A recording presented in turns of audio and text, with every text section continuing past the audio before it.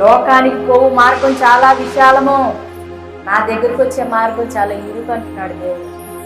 లోకము చాలా ఉంది. ఇప్పుడు ఒక గంట సమయం ఉందండి. నువ్వు క్రీస్తు బిడ్డవు కాకుండా ఉండుంటే ఆ గంట సమయం గడపడానికి నీకు అనేక మార్గాలు ఉన్నాయి.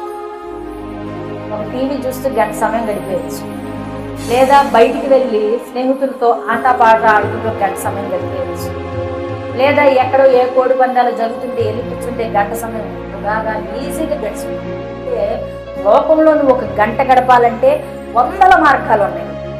కానీ అదే క్రైస్తవునిగా నువ్వు గంట గడపాలంటే మాత్రం సీరియల్ ముందు కూర్చోకూడదు, నువ్వు వెళ్ళి పేకాట్ల ముందు కూర్చోకూడదు, తాగుబోతుల దగ్గర నువ్వు కూర్చోకూడదు, వ్యర్థమైన సంభాషణల దగ్గర నువ్వు కూర్చోకూడదు.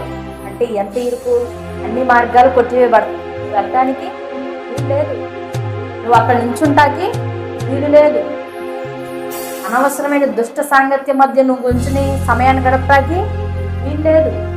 అన్ని మార్గాలు కొట్టివేయబడతాయి. మరి ఏం చేయాలి? గంట నాకు సమయం ఉంది. గంట ఏం చేయడానికంటే నీవు స్తుతించటానికి ఆ సమయాన్ని వాడాలి. హల్లెలూయా. నువ్వు ప్రార్థించడానికి ఆ సమయాన్ని వాడాలి. హల్లెలూయా. నువ్వు వాక్యం చదువుకోవడానికి ఆ సమయాన్ని వాడాలి. హల్లెలూయా. నువ్వు వాక్యం వినటానికి ఆ సమయాన్ని వాడాలి. హల్లెలూయా.